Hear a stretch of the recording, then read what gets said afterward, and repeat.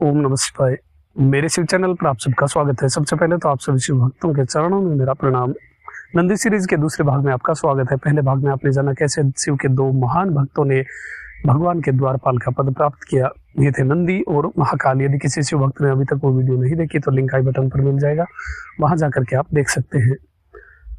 अब बात करते हैं दूसरे नंदी के बारे में।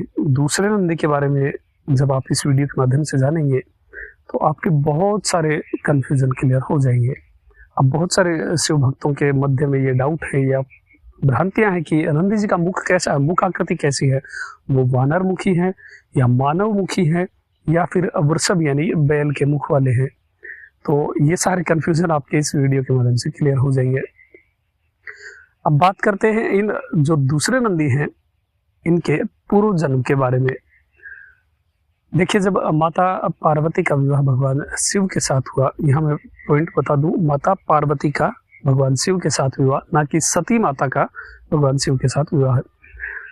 तो जब माता पार्वती का विवाह भगवान शिव के साथ हुआ और माता स्वामी के साथ उस स्थान पर पहुंची, कैलाश पर पहुंची, तब वो विश्राम अवस्था में थे और उसी समय एक भयानक कोलाहल का नाद हुआ, वहां पर ध्वनि हुई। तो माता ने पूछा कि ये क्या है, ये कैसी ध्वनि है स्वामी। तब भगवान ने कहा कि ये मेरे गण हैं। तुम्हें पूर्व में तुमने इन्हें देखा होगा, जब बारात के समय ये मेरे साथ वहां पहुंचे थे तब देखा होगा। अब ये क्रीड़ारत है, ये खेल रहे हैं और ये चराचर जगत ही मेरे गणों से भरा हुआ है। नाना प्रकार के तपस्वियों ने, सिद्धों ने अनेकों जन्मांतरों तक तपस्या करके मेरे गणों का पद प्राप्त किया है और ये वही है और मेरी कृपा से आनंद का अनुभव करते हैं और हमेशा मेरे साथ ही रहते हैं। जहां ये रहते हैं वहां मैं रहता हूं और जहां मैं रहता हूं वहां ये भी रहते हैं।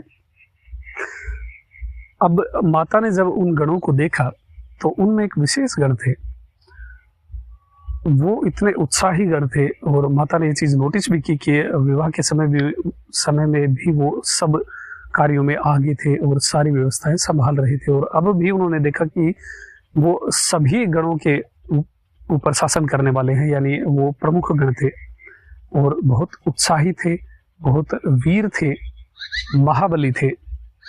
माता ने पूछा कि ये कौन है। तब भगवान ने कहा कि ये वीरक है। माता ने कहा कि ऐसा साउंड के लिए साउंड डिस्टर्ब हो रहा है तो उसके लिए क्षमा है। यहाँ वन में बहुत सारे पक्षी आसपास घूमते रहते हैं और ऐसी ध्वनियां आपके मन को आनंदित करने वाली होंगी।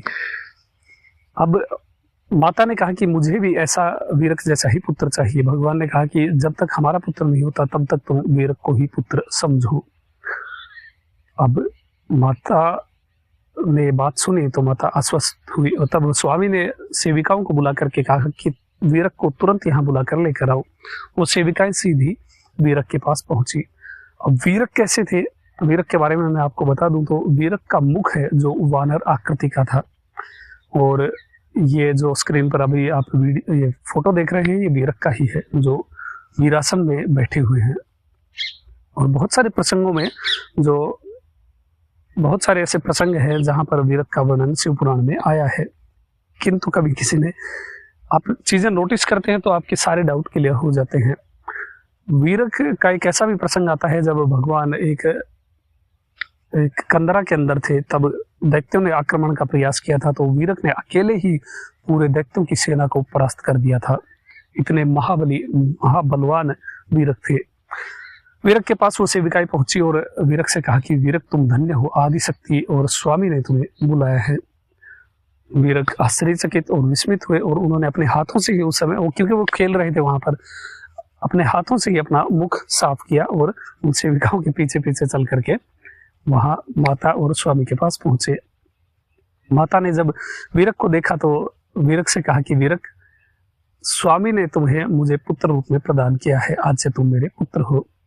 तब वीरक ने हाथ जोड़ करके, मस्तक झुका करके स्वामी और माता दोनों को प्रणाम किया और चुपचाप खड़े हो गए।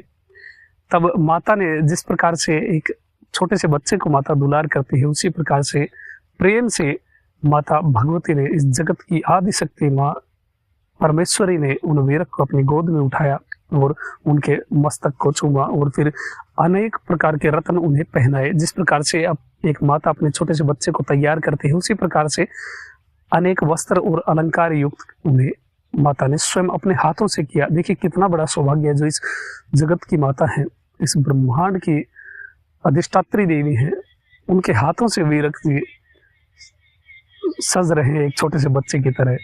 कुछ क्षणों के लिए, कुछ पलों के लिए माता ने वीरक को दुलार किया।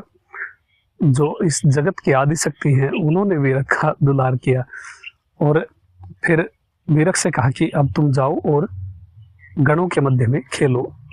जिस प्रकार से माँ अपने एक बेटे को तैयार करके, छोटे से बच्चे को तैयार करके और फिर खेलने भेज देती है, उसी प्रकार से इस ब्रह्मांड की माता ने वीरक को खेलने के लिए भेज दिया। जब वीरक वहां से निकले तो मन ही मन वो शिव भक्ति की प्रशंसा करने लग गए और उन्होंने ये वचन जो मैं अभी कह रहा हूँ ये वीरक के थे। उन्होंने मन ही मन कहा कि मैं प्रणाम करके सभी प्राणियों से विनती करता हूँ कि जो उद्धार करने वाली है, जो धन्य करने वाली है, ऐसी शिव भक्ति सभी को करनी चाहिए। और ऐसा विचार करते हुए वो गणों के मध्य पहुंचे और खेलने में लग गए। अब सीन चेंज होता है, इधर माता प्रसन्न थी तो माता ने भगवान का आलिंगन किया। अब भगवान ने सोचा कि माता की तपस्या भी पूर्ण नहीं हुई है, इन्हें और भी तपस्या अभी करनी चाहिए। तब भगवान ने इसी को उद्देश्य करते हुए, लीला करते हुए कहा कि जब तुम मेरा आलिंगन करती हो तो ऐसा लगता है जैसे तुम्हारी काली भुजाएं या फिर श्याम वर्ण की भुजाएं ऐसी लगती हैं जैसे चंदन के वृक्ष से काली सर्पनी लिपटी हो। अब ये बात ऑब्वियस सी बात है, कोई भी सुनते ही ऐसा ही रिएक्ट करेगा। माता भी थोड़ी क्रोधित हुई और दोनों में लीला शुरू हो गई और भगवान से माता ने कहा कि आप भी कौन से, मतलब वही घरेलू बात शुरू हो गई, आप भी भस्म धारण करते हो, नग्न घूमते हो, आपको किसकी शर्म है, इस प्रकार से कहते हुए माता वहां से जाने लग गई और कहा कि मैं तभी लौटूंगी जब गौर वर्ण की हो जाऊं। तब स्वामी ने कहा कि अरे मैं तो मजाक कर रहा था, ऐसा कुछ भी नहीं है, मैंने तो ऐसी ही बातें कही हैं, तुम्हें बुरा लगे तो कोई बात नहीं, मैं तुम्हें वही बातें कहूंगा जो तुम्हें प्रिय लगती है। इसलिए भगवान ने भी बात कह भी दी और फिर बात का आघात भी कर दिया और ये कहा कि जो तुम्हें अच्छा लगता है केवल वही बात मैं कहूंगा, इसलिए तुम क्रोध त्याग दो। लेकिन माता ने इसका कोई उत्तर नहीं दिया और वो क्रोधित होकर के उस स्थान को छोड़कर जाने लग गई। अब गणों ने जब ये सुना तो वो सब रोने लग गए और माता के पीछे पीछे चलने लग गए। अब वीरक दौड़ करके आए, माता के दोनों चरण वीरक ने पकड़ लिए और अपना सिर झुका करके कहा, माता ये क्या है, आप मुझे छोड़ करके कहाँ जा रही हैं? आप चली जाएंगी तो मैं शिव के कठोर वचनों का पात्र बन जाऊंगा। माता जब पास में नहीं होती है तो पुत्र हमेशा पिता के कठोर व्यवहार का पात्र बनता है, अर्थात वो पिता के गुस्से को उसे फेस करना पड़ता है। तब माता ने कहा कि मैं पर्वत श्रृंग पर जा रही हूँ, अर्थात पर्वत की चोटी पर जा रही हूँ तपस्या करने के लिए, तुम्हारा वहां जाना उचित नहीं है, तुम वहां से गिर सकते हो, इसलिए तुम मेरा एक कार्य करो, तुम यहीं रहो। और जैसा कि स्वामी ने वचन कहे हैं कि मैं कृष्ण वर्ण की हूँ, अर्थात काली हूँ, इसलिए ऐसा लगता है कि वो गोरे रंग के प्रति ज्यादा आकर्षित है, इसलिए तुम यही रहो और द्वार पर पहरेदारी करो और ध्यान रखना कोई भी रमणी शिव के आसपास ना आ पाए, और यदि कोई यहाँ पर आती है तो तुम तुरंत मुझे सूचित करना, फिर मैं उचित उपाय करूंगी। ऐसा माता ने वीरक को आदेश दिया। तब वीरक ने कहा कि जैसी माता की आज्ञा, और फिर वीरक वहां पर स्थित हो गए। तब माता वहां से चली गई।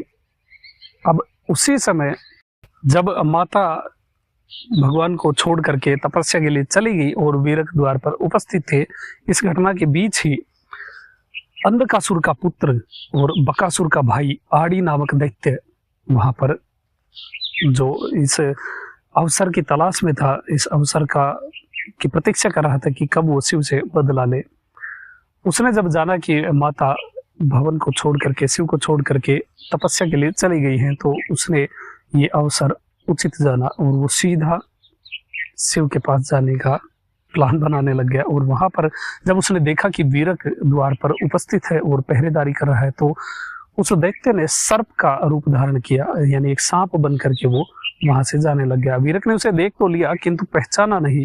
अब नाग ये सब तो ऐसे ही घूमते रहते हैं भगवान के आसपास। तो वीरक ने उसे मना भी नहीं किया, वो आसानी से अंदर चला गया। अब अंदर जाते ही उसने माता का स्वरूप बना लिया और शिव के साथ छल करने का प्रयास किया। किंतु देखिए, एक और बहुत बड़ा रहस्य मैं आपके सामने उजागर कर रहा हूँ। जब उमा देवी या माता पार्वती के स्वरूप में वो दैत्य वहां पर भगवान शिव के सामने गया, तो भगवान ने उसे पहचान लिया। और पहचाना कैसे, एक चीज बहुत इंपॉर्टेंट वहां पर वर्णित है, वो भी मैं आपके साथ शेयर कर रहा हूँ। माता के पार्श्व भाग में बगल में एक कमल की आकृति, कमल का पुष्प नेचुरल रूप से बना हुआ है।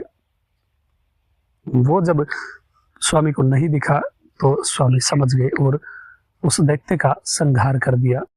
अब ये वृतांत वीरक को प्राप्त हुआ, वीरक को जानने को मिला वायुदेव से। वायुदेव ने वीरक से बात कही कि किसी अन्य उस नारी वेशधारी असुर का प्रवेश अंदर हुआ था और भगवान ने उसका संहार कर दिया। अब ये बात वीरक ने वायुदेव से कही कि आप ये समाचार माता के पास पहुंचा दो। वायुदेव ने शीघ्र ही माता, जहां माता तपस्या कर रही थी, वहां पर जाकर के माता को ये समाचार बता दिया। अब माता ने क्रोध और दुख से वीरक को श्राप दे दिया कि मैं तुम्हारी स्नेह विहला माता हूँ, तुम पर स्नेह करने वाली माता हूँ, और तुमने मेरी अनुपस्थिति में मेरी आज्ञा का अवरोध करते हुए किसी अन्य स्त्री को अंदर प्रवेश दे दिया, शिव के पास प्रवेश दे दिया। इसलिए मैं तुम्हें श्राप देती हूँ कि तुम रूखी, जड़ और बिना हृदय वाली शिला के पुत्र बनो। और ये चीज बिल्कुल भी वीरक को ज्ञात नहीं थी। उसी समय देवी के मुख से एक सिंह का प्राकट्य हुआ। बहुत बलवान और भयानक वो सिंह था, बहुत भयानक। और उस विशाल का सिंह जो भूख से पीड़ित था, उसके मुख में स्वयं माता ने प्रवेश करने का प्रयास किया। और उनका ये उद्देश्य जान करके वहीं पर ब्रह्मा जी प्रकट हो गए और माता से कहा कि हे देवी, आपका क्या प्रयोजन है, आपका क्या उद्देश्य है, आप कहिए, मैं आपकी जो भी इच्छा है उसको पूर्ण करूंगा। तब माता ने कहा कि स्वामी ने मेरा त्याग कृष्ण वर्ण होने के लिए किया था, यानी मैं काली थी इसलिए उन्होंने मेरा त्याग किया था, अतः मुझे गौर वर्ण का होना है, जिससे मेरे स्वामी की प्रीति मुझ पर हमेशा बनी रहे। तब ब्रह्मा जी ने ये वर देवी को उसी समय दे दिया। अब देवी पूर्ण रूप से गौर वर्ण की हो गई और वो सीधी भवन की ओर चल दी, जहां पर अब वीरक को तो ये चीज पता नहीं थी कि उन्हें श्राप भी प्राप्त हो चुका है और वो तो द्वारपाल थे। अब देवी पूर्ण रूप से चेंज हो गई थी, पहले काली थी, अब पूरी गौर वर्ण की हो गई थी। और जैसे ही द्वार पर आई तो वीरक ने उन्हें रोक लिया। अब वो भी नहीं पहचान पाई क्योंकि स्वरूप बिल्कुल ही चेंज हो गया था। तो वीरक ने कहा कि तुम कौन हो और अंदर कहाँ जा रही हो, तुम्हें अंदर जाने की अनुमति नहीं है। अब इससे आगे की कथा हम जानेंगे अगले भाग में। अभी तक के लिए इतना ही। कथा कैसी लगी आप मुझे कमेंट में बता सकते हैं। आपका दिन शुभ हो, महादेव कृपा करें। ओम नमः शिवाय।